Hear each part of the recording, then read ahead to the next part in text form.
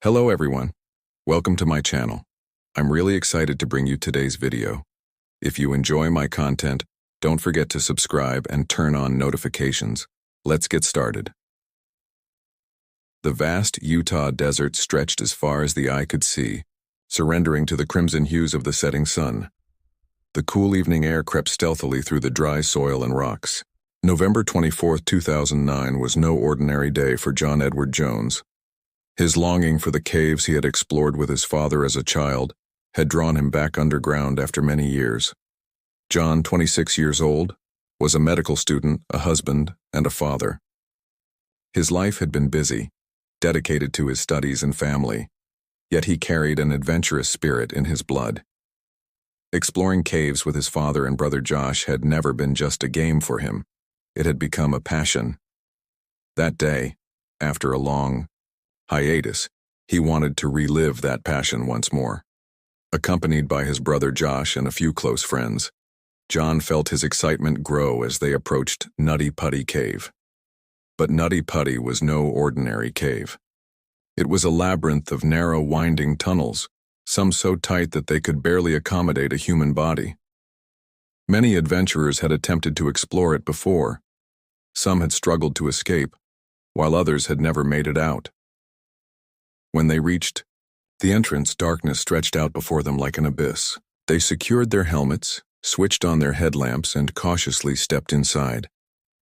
The air was cool, the ceilings were low, and the passages gradually narrowed. At first, they navigated the tunnels with ease, occasionally teasing and laughing with one another. John's face lit up with a nostalgic smile, reliving the fond memories of his childhood adventures. "Are we going the right way?" John asked as they ventured deeper into the cave. Josh glanced at the map, about to respond, when John's attention was caught by a narrow passage. It hadn't escaped his keen eye. This was the infamous birth canal.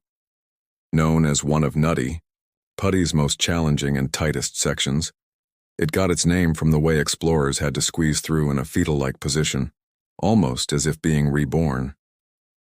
John approached the passage, kneeling at its entrance. The tunnel stretched endlessly into darkness, its walls pressing tightly together, restricting movement. A sense of challenge welled up inside him.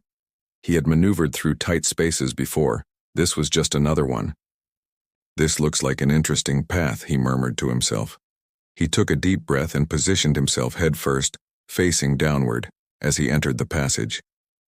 At first, everything seemed fine. He curled his knees toward his chest and slid forward, adjusting his body to the tunnel's shape. The cold stone pressed against his skin, its rough surface evident with every movement. However, after just a few meters, he noticed something unsettling. The tunnel was getting even tighter. His movement slowed. The once manageable space around him was closing in, squeezing his chest against the rough ceiling.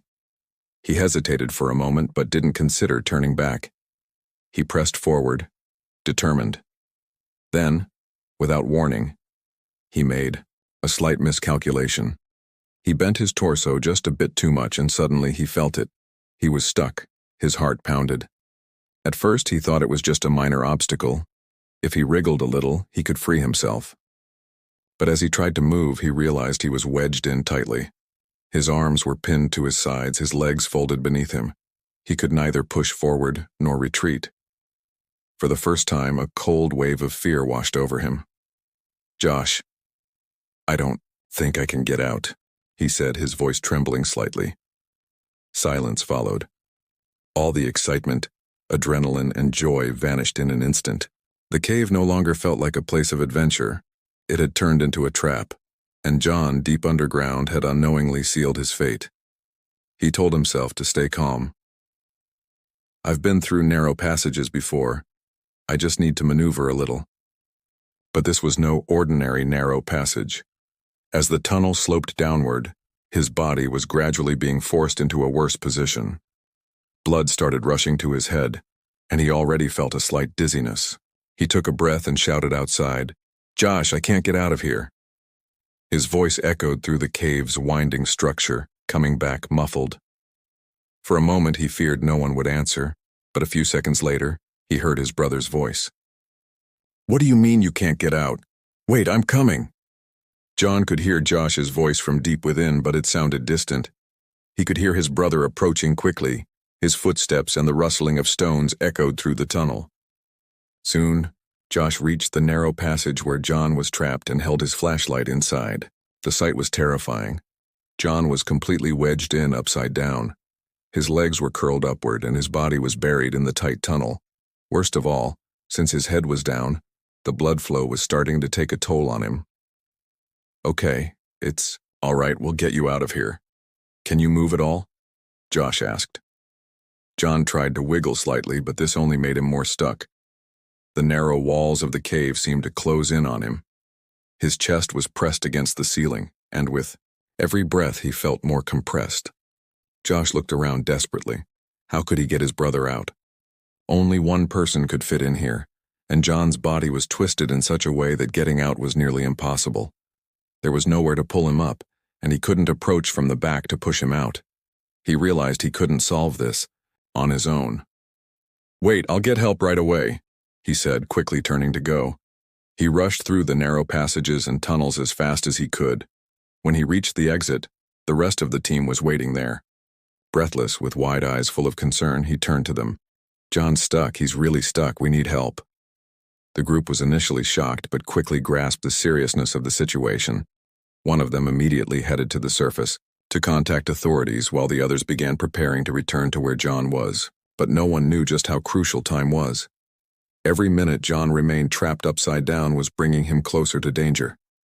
Deep in the narrow tunnel, the young man was alone among the cold rocks that surrounded him. Hours had passed, and John was still trapped deep within Nutty Putty Cave, unable to move. His breathing was becoming more irregular, and his consciousness was fading in and out. Since he was stuck upside down, the blood was pooling in his head, posing a deadly risk. Meanwhile, the rescue teams were on high alert. Sean Roundy, one of Utah's most experienced cave rescue experts, was called to lead an emergency operation. Under his leadership, a rescue team of about 50 people, including firefighters, medical teams, and volunteer cave explorers, quickly organized. When they reached the cave entrance in the dark of the night, they were briefed about John's situation. They learned that the tunnel was extremely narrow, and only one person could reach him. Time was their biggest enemy.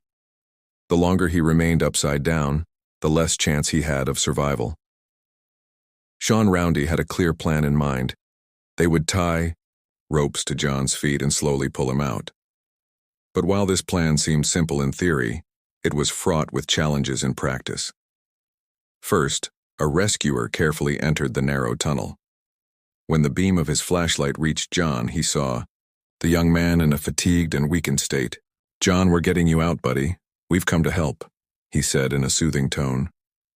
John barely opened his eyes and whispered weakly, "Please hurry. I can't take much more." The rescuer immediately got to work. First, they needed to tie ropes to John's feet. However, there was a big problem. Due to the tunnel's narrowness, there was barely enough space to even tie the ropes. The rescuers carefully tried to loop the rope around his feet while gently attempting to lift his legs. However, every small movement only further compressed his body, as the narrow rock walls of the cave seemed to bury the young man deeper. The rescue team assessed the situation. Normal pulling force wouldn't work. They needed a more powerful system. The team decided to set up a pulley system at the cave entrance, using pressure to slowly pull John up by connecting the ropes to this system. Outside, frantic work began. Firefighters placed support points on the rocks to secure the ropes. With tense anticipation, everyone's eyes were focused on the operation deep within the cave.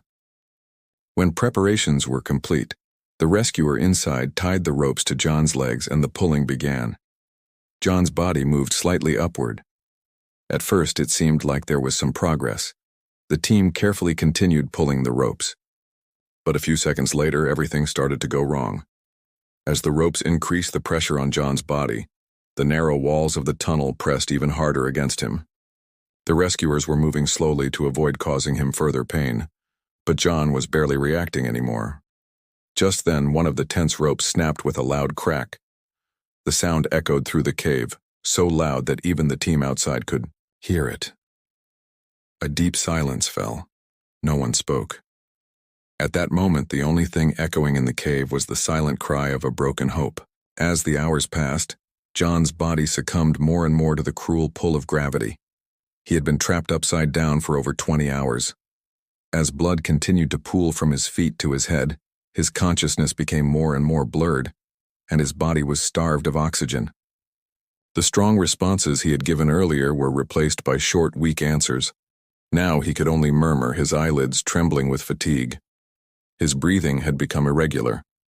From time to time, he would regain awareness, open his eyes to look at the darkness of the cave and whisper, "Are you going to get me out of here?"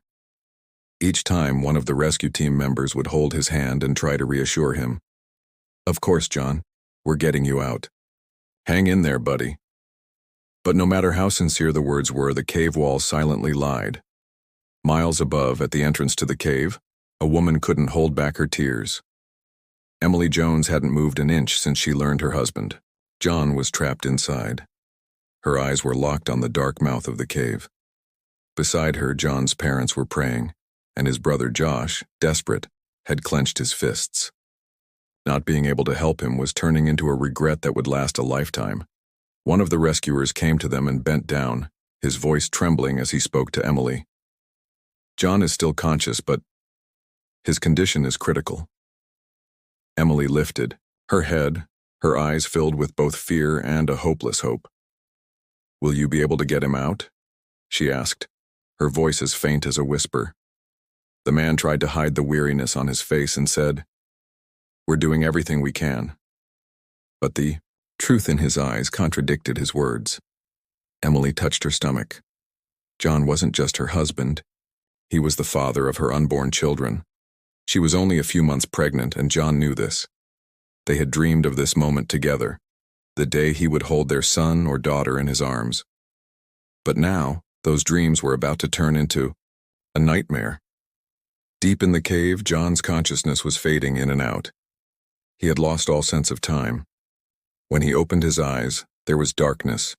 When he closed them, images of the past would appear. Childhood memories of holding his father's hand as they entered caves, the moment he first met Emily, the exhausting nights in medical school, the mornings he had dreamed of when he would hold his baby in his arms. But now all those memories were becoming blurry, fading away like a distant dream. At one point he whispered, "Tell Emily that I love her." The rescuer struggled to swallow the lump in his throat. Did he think he wouldn't make it out of here? "You'll tell her yourself, John. When you get out, you'll tell her yourself." But the cave was merciless. It had no intention of releasing the man it had claimed. The air inside the cave was heavy. Despite hours of effort, John was still stuck in his position and time was running out. The rescue team was not ready to give up. They began making a new plan to find a way to get him out. They tried reinforcing the pulley system that had previously failed. They wanted to try pulling him up with a stronger rope. However, the narrow structure of the cave made this plan impossible. The position and angle of the tunnel caused any attempt to pull to make John even more trapped. The idea of creating an alternative exit using a pickaxe was even considered, but the cave's structure wasn't suitable for that. The rock was too hard, and digging could take days. John didn't have that much time. John, who had once shown strong reactions in the early hours, was no longer able to respond. His speech became less frequent, his mind was clouded, and his sentences trailed off. At one point, his brother Josh called out to him from the mouth of the tunnel, "John, how are you doing? Hang in there, buddy, we're going to get you out." A weak whisper echoed from deep inside, "Don't leave me." Josh's eyes filled with tears. These 3 words echoing in the cave shook him painfully. He didn't want to leave his brother behind, but his hands were tied. A few hours later, John fell completely silent. He had initially continued to give weak responses, but now there was no sound at all. The rescuers, trying to communicate with him, called out repeatedly, but there was no answer. The rescue team sent a doctor into the tunnel to check John's pulse. The doctor held the light to John's face to see if he responded. He waited silently for a few seconds, then took a deep breath and informed those outside. John was no longer alive. A silence fell in the cave. No one spoke. No one made eye contact. For the rescue team, trying to figure out how to tell the family, outside this moment was the inevitable truth of failure and tragedy. Nutty Putty Cave, once again, had not released the person it took. The fight for John's life was over. Hours had turned into days, but despite the rescue team's efforts, Nutty Putty Cave had not returned the young man. The rescue team had to accept that it was physically impossible to retrieve John's lifeless body. No technique they tried worked. Moreover, continuing to work inside could risk causing a collapse in other parts of the cave. This led the team to make one of their hardest decisions. John's body would remain in the cave. After consultations with authorities and the family, it was decided that Nutty Putty Cave would be permanently closed. On November 24, 2009, the narrow, dangerous cave that had claimed the life of the man who entered it would be sealed off so no one could enter again. A few days after John's death, officials poured concrete at the entrance of the cave, sealing all entrances. No one would ever step into Nutty Putty again. The cave became John's tomb. Outside, his family paused for a moment and looked at the final state of the cave. Emily, knowing that her husband would remain there forever, held back her tears. Her family decided to preserve John's memory so that this tragedy would never be forgotten. Today, Nutty Putty Cave is not only a site of exploration but also a symbol of warning. The story of John Edward Jones serves as a reminder of how dangerous cave exploration can be. And there, deep in the darkness, among the narrow passages, the last breath of a man may still echo.